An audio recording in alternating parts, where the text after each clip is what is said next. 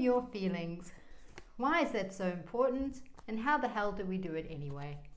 Hello, my friend. My name is Nicolene. I am the Flame Keeper, and I'm here to help you let go of low self-worth and reclaim your confidence. I experienced having really low self-worth most of my life. I always felt not good enough. I felt like I didn't fit in, and I felt like I needed to hide my shameful worthlessness from others, because if they ever found out, they would be sure to reject me. And this actually caught me trapped in this really dysfunctional cycle. I developed all these painful coping mechanisms which really didn't serve me. And there may be some things that you have in your own life that you relate to.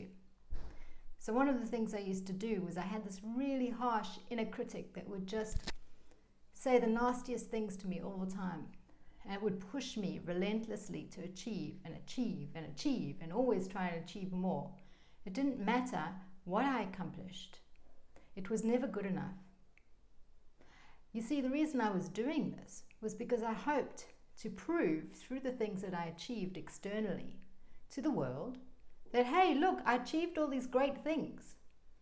Isn't one of them worth something? And by association, aren't I worth something? But you see, it didn't matter how many things I did or what I excelled at. It didn't matter how many awards I got at school or in my advertising career. What I discovered is the world didn't care. And you know what's even worse? I didn't even care. I didn't care when I got a top award. I didn't care when I managed to finish a big project or do something really well. It never mattered. I thought that there was going to be some sort of confidence boost wrapped up in that achievement. But whenever I unwrapped everything and the event was over, there was nothing there. There was nothing to fill me up. And that elusive self-worth was always missing. And so if we can't find our self-worth in external achievements, where can we find it? So let's have a look at that. So confidence is actually defined as a feeling of trust in your own abilities. And now, right now, you're probably saying, well, that's it for me, because I clearly cannot trust my own abilities. There's nothing in my track record that proves that I have the skills needed to survive in this world. So obviously, unfortunately, confidence, can't have any of that. That's off the dinner plate. And yes, I hear you. So let's find out, where the hell does trust come from? If we can't have trust in our own abilities, how can we get it? Watch till the end, because today I'll be sharing one powerful hack that I use every day to help myself tune into my feelings and heal self-confidence. The word trust, remember, fidia means trust. Trust actually comes from the word fidelity. And fidelity means unwavering, loyal support to a person or a cause. And you see, when we think about this, now we're really getting somewhere. Because faithfulness to your own energy, honoring your feelings, honoring your emotions, that, my friends, is the root cause of having trust in yourself, developing trust in yourself, and then, by association, developing self-confidence, confidence in yourself. It's all interlinked. So when you're not faithful to your own energy, when you betray your energy and your own needs, when you don't validate your emotions, that's when you lose trust in yourself. That's when you begin to be led astray, when you begin to actually have low confidence in yourself. And there's probably plenty of everyday reasons that we can think of, or situations where this happens to us. How many times a week, a month, do you find yourself betraying your own energy for somebody else? It could be in the form of the boss comes in and says to you, hey, you know, I need you to work late on a pitch tonight, and you're feeling a bit sort of tired, and you were looking forward to going to play tennis with a friend after work, and now you have to cancel all your plans. You have to let your friend down, you have to let yourself down. That was an example of you betraying your own emotions. Instead of standing up to your boss and saying, no, actually I have plans tonight, I won't be able to stay late tonight, you just betrayed your own needs, and you have given your energy to his desire that you stay late and work on his project.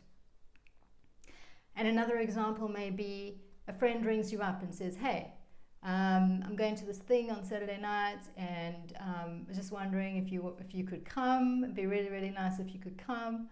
And you're going, well, you know, I'd like to go. I'd kind of like to go, but really, if I think about it, I don't really want to go. I actually am so tired. I just want to stay home.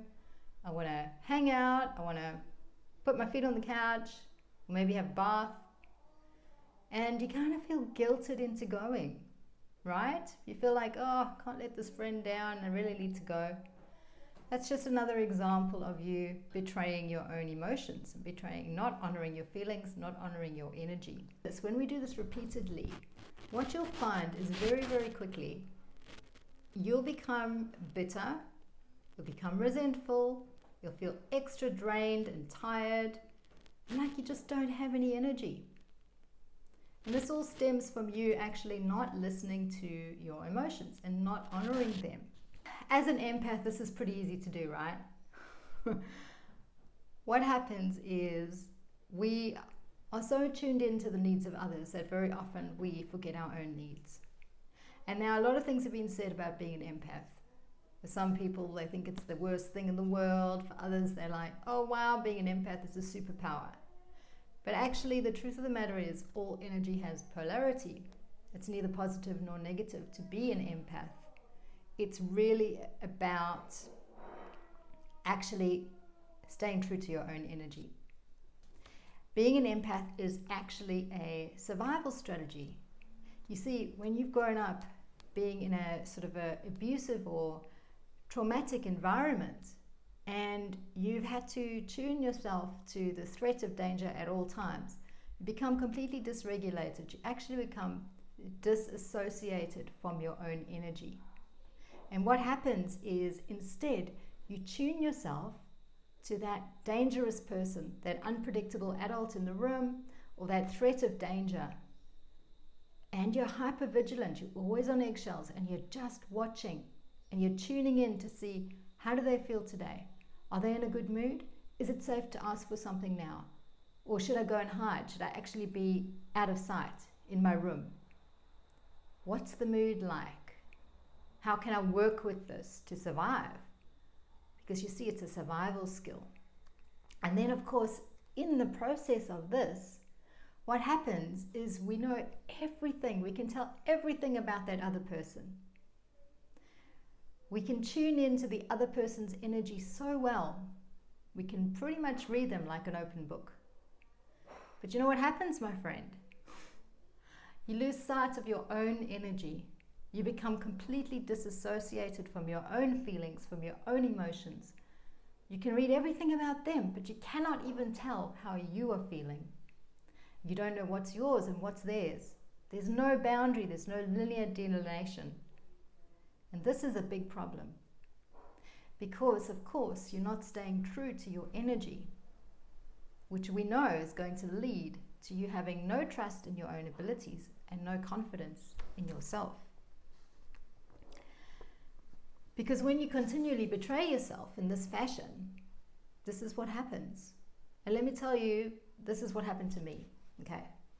So for 10 years, I was pretty much bedbound.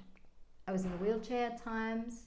I had crippling fatigue, and I was totally exhausted and really struggling with a lot of pain. And every single day was a bit of a nightmare, to be honest. I was trying to just survive, just look after my 2 small children while my husband was at work, and just get through the day. And just doing the simplest tasks was actually really, really difficult for me. So I was in such a weak state that I couldn't even do more than one simple thing a day. So this could be a thing like go to the supermarket, let's say. If I did just one thing like that, the next day I could not leave my bed. I was completely bedbound. I could not do a single thing. And the doctors diagnosed me with chronic fatigue syndrome. They also diagnosed me with Lyme disease and fibromyalgia and MS and so many other things. But the one day I was struggling with severe food sensitivities, okay? So this is one of the things that I had, one of my many, many symptoms. And a well-meaning friend actually reached out to me and said, hey, you look, I know you've got to make changes to your diet. You've just, the doctors just said to you, you can't have gluten, you can't have dairy, you can't have this, you can't have that, you can't have the other. I've got some great alternative cookbooks. Why don't you come over? I'll make you some lunch and I'll show you some recipes that I like and you can borrow these books. And, I knew she was trying to be helpful and I thought, yeah, this is really, really kind of her. But the only thing is, the problem is that I know I've got no food in the house and I have to go to the supermarket. I have to go and buy something. The kids have got nothing to eat. And I also know that if I only do one thing, it's going to wipe me out for the next day, right? And even though there was this voice in the back of my head saying, no, don't do it. I can't do it. I didn't listen. I did not listen. I forced myself to go and do two things. I knew that the social interaction was going to be extremely draining for me because I was always in such a weak state that just trying to process somebody talking to me and formulate a response was very difficult. And any kind of social interaction was totally exhausting for me. And yet, on this day, I decided, okay, I need to just go and do this. I don't really have a choice. I'm just going to have to go and do this. And so I went and had lunch with her and I got the books and then afterwards I went to the supermarket. And as you can imagine, I came home and I was completely and utterly exhausted, totally drained. There was nothing left in the bag. And what actually happened was I managed to just get my baby and my toddler in the front door and then I actually collapsed. So there I was collapsed on the floor in the doorway of my home. But I managed to kick the door shut and then I was lying there on the floor. And I lay there for a bit and the whole time the voice inside my head was saying, oh, it's not so bad, everything's fine, don't make a scene, you don't deserve pity, you just need to get on with things. And anyway, someone's going to come to the door, someone's going to knock on the door and then you can call out for help. And so I just lay there. And after, an hour went by and of course nobody came. And then another hour went by and nobody came. And I was still lying there. And then my toddler got bored of TV. And he found me. He came over to the door and he found me and he was like, hey, Mom, you okay, I didn't have my phone. I couldn't call anyone. But he kind of just encouraged me a bit. And because I'd been lying there for 2 hours, I had the strength then to crawl to the couch. And of course, I just had to lie there. I couldn't do anything. I couldn't feed them. And my daughter had a dirty nappy. I lived in a double-story house and I could not muster the strength to get her up the stairs, carrying her. I knew that I would probably drop her and that would be the end of it. So I actually just had to leave her in the dirty nappy for the rest of the day until my husband got home that night at about 8 o'clock at night.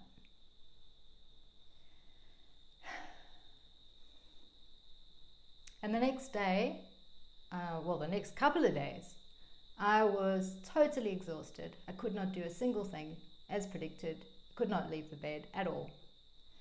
And a few days later, I was talking to a friend on the phone who also had a chronic illness. And I was just letting her know what happened. And she said, something she said to me really caused an epiphany for me. It was just a very small, simple thing that she said, but she said, you know what? I have never been in that position. And I said, oh, well, why not? And she said, because I listen to my body. And this was such a revelation for me. It seems like a simple little thing, but what I realized is I don't listen to my body. I don't honor my feelings. I don't honor my energy levels. I betray myself on a whim. I betray my own energy just like that. In fact, it's so ridiculous that I'm willing to spend 3 or 4 days in bed just so that I don't hurt somebody else's feelings, and I will betray my own energy over something as small as a couple of cookbooks.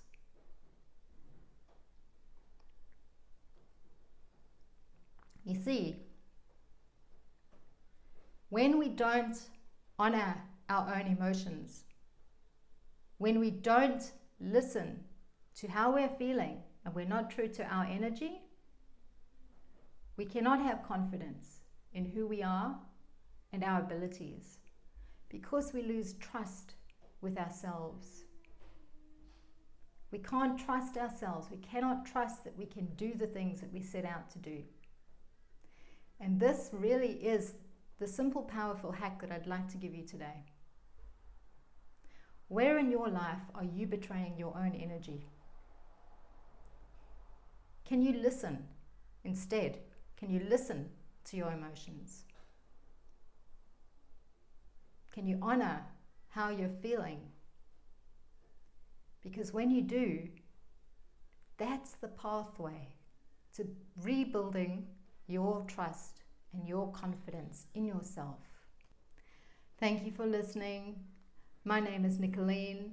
I am the Flame Keeper, and I offer a free breakthrough call.